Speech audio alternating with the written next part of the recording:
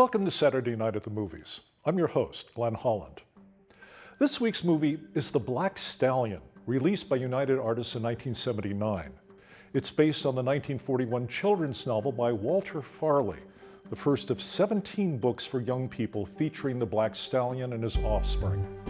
The film was directed by Carol Ballard and produced by Francis Ford Coppola, with a beautiful score by Coppola's father, Carmine.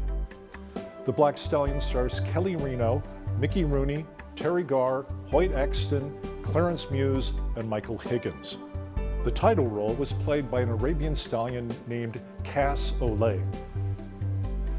The film opens on a freighter sailing in the Mediterranean off the coast of North Africa in 1946. On board is a young American boy, Alec Ramsey, who is traveling with his father.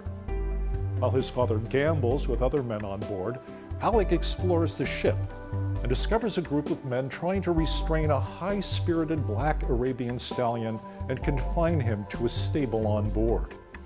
After the men leave, Alec puts some sugar cubes on a porthole ledge where the horse finds and eats them before Alec is driven off by one of the men.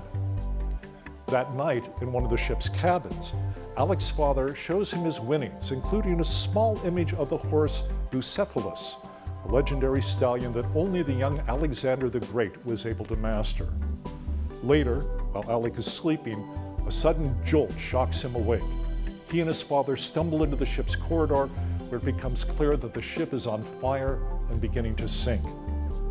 Alec's father tells him to hold on to a rail and wait for him, but Alec hears the panic neighing of the stallion and goes to free him. He's pulled away from the horse by the same man as before, who also cuts off Alec's life jacket. Alec's father sees this and attacks the man just before they're both swept away by a wave. Alec frees the stallion, who jumps into the sea as Alec is washed overboard. He manages to grab hold of the horse's halter ropes before he is knocked unconscious by the explosion that destroys the ship. The next day, Alec awakes alone on the beach of a desert island, and the Black Stallion is nowhere in sight. If I were to tell you that tonight's film is based on a popular children's novel about a young person who forms a bond with a horse other people consider untamable, and spoiler alert, the cast of that film includes Mickey Rooney as the trainer who befriends that young person and helps them train the horse for a climactic race, I wouldn't blame you if the first movie you thought of was not The Black Stallion. That synopsis also accurately describes an earlier classic film, National Velvet, based on a novel by Enid Bagnall and starring Elizabeth Taylor and Mickey Rooney, released by Metro-Goldwyn-Mayer in 1944. In National Velvet, Mickey Rooney as Mai tells Velvet's younger brother Donald a story about a shipwrecked horse rescued from a deserted island that went on to win England's Grand National Steeplechase. A story based on fact. In January 1901, an Australian gelding named Kiora was in a ship that sank off the Cape of Good Hope. Kiora managed to swim to shore at Muil Point, a beach near Cape Town, South Africa, where he was rescued by local fishermen. Kiora went on to compete in the Grand National in 1904, although the race was in fact won by a New Zealand-bred gelding named Moifa, who later belonged to King Edward VII. Reporters at the time mixed up Moifa with Kiora, and so said the champion had been rescued on the seashore after escaping from a sinking ship. In any event, Kiora's unlikely survival after shipwreck was the historical basis not only for my story, but also for Walter Farley's novel, The Black Stallion. The novel was adapted and turned into the screenplay for the 1979 motion picture. Despite the similarities between their stories, The Black Stallion is a very different sort of movie than National Velvet. For one thing, the first half of the film is primarily concerned with the shipwreck and its aftermath on a desert island. For another, its director, Carol Ballard, was a very different sort of director than Clarence Brown, who helmed National Velvet. Ballard first made his reputation as a film documentarian whose work focused primarily on animals. He made a series of educational shorts with titles like Pigs, in 1965, and The Perils of Priscilla and Rodeo in 1969. Critic Keith Phipps says of Rodeo, "It's a brutal depiction of the theme Ballard would make the Black Stallion's centerpiece, the delicate, dangerous, and often uneasy balance between humanity and nature." It's hard to believe that after it was finished in 1977, the Black Stallion sat on the shelves at United's Artists for 2 years. Director Carol Ballard recalled the attitude among the studio's executives.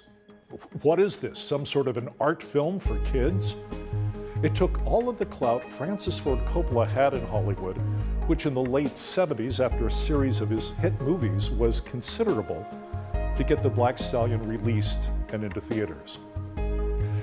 At the same time, it's obvious that the Black Stallion was a different sort of family movie. The film falls clearly into 2 halves. In the first half, there is very little dialogue, so images have to carry the story. After the shipwreck, the film has no dialogue for an astonishing 28 minutes. Yet many audiences find that time, depicting the growing affection between Alec and the Black on the desert island, to be the most moving and meaningful part of the film. Cinematographer Caleb Deschanel, father of actresses Emily and Zooey Deschanel, took the time and trouble to make those scenes unforgettable. Director Ballard said, "Caleb has a tremendous eye, and he can invent things right on the spot. Really, some of the neatest shots in the movie are things I didn't even know he was shooting." Many people expected Deschanel to be nominated for an Academy Award, but in the end he was passed over. Deschanel, who was 34 at the time, was philosophical. "I'm disappointed," he said. "On the other hand, who am I? I'm just a young punk making his name in the business." Deschanel's gorgeous cinematography was further enhanced by Carmine Coppola's score and the innovations of sound editor Alan Splett. These included attaching microphones to the underside of the horse during the racing scene to record the sound of his hoofbeats and breathing. Splett won a special Academy Awards for his sound work for the Black Stallion. The horse who portrayed the Black was Cass Olay, a champion Arabian stallion from Texas. Like most horses, Cass Olay had his mane trimmed to fit a bridle. For the movie, he had to wear hair extensions to simulate the long, untrimmed mane of a wild horse. The natural white markings on his legs and forehead were dyed to produce the pure black coat of the Black Stallion. Some of the other horses who portrayed the Black in particular scenes had to have their entire bodies dyed black. Cass Olay learned to express anger by putting his ears back, rearing up, and stomping the ground. But he could also convey affection and change expressions all on cue. Horse trainer Corky Randall said, "It was amazing. I never met a horse before who wanted to be an actor." 2 stunt horses owned by Randall, Junior and Star, doubled for Cass Olay for scenes that called for certain types of strenuous activity like fighting or swimming. The primary double was Faye Jur, who played the Black in the scene on the island where Alec is attempting to lure him with the seaweed. His approaches to the boy and his sudden retreats apparently reflected Faye Jur's independent nature. He also loved to pretend to fight. So he was used when the Black fights with another horse before the final race, and when he kills the cobra threatening Alec. By the way, the boy who played Alec, Kelly Reno, was protected in that scene by a large plate of glass. Kelly Reno was 11 when the Black Stallion was shot. The son of cattle ranchers, he'd been riding horses since the time he could walk. His ability and his ease with horses was the primary reason he was cast as Alec Ramsey. As a first-time actor, Reno had some trouble early on getting used to the business of movie making, but he recalled Carol Ballard telling him, "This is the way it is. Do it." "If I didn't get it done," Reno later said, "we'd just do it all over again. Lines weren't a problem. I had a lot of them, but they weren't in whole long scenes, and I could put it in other words if the meaning was the same. that was all right with Carol. Reno did most of his own stunts, deferring to a double only for the racing scenes where the Black is running at full speed. And that was only because, he explained, I was too small to hold him back. Walter Farley, who wrote the novel The Black Stallion and sequels, was initially concerned that a motion picture couldn't really do justice to his book. The novel had, and still has, a host of fans, and he had no wish to disappoint them. But he was very pleased with the movie and acknowledged that it remained true to the novel while also finding its own artistic direction. He gave the filmmakers the compliment they most wanted. He said, "They did a beautiful job." Please join us again next time for another Saturday Night at the Movies. I'm Glenn Holland. Good night.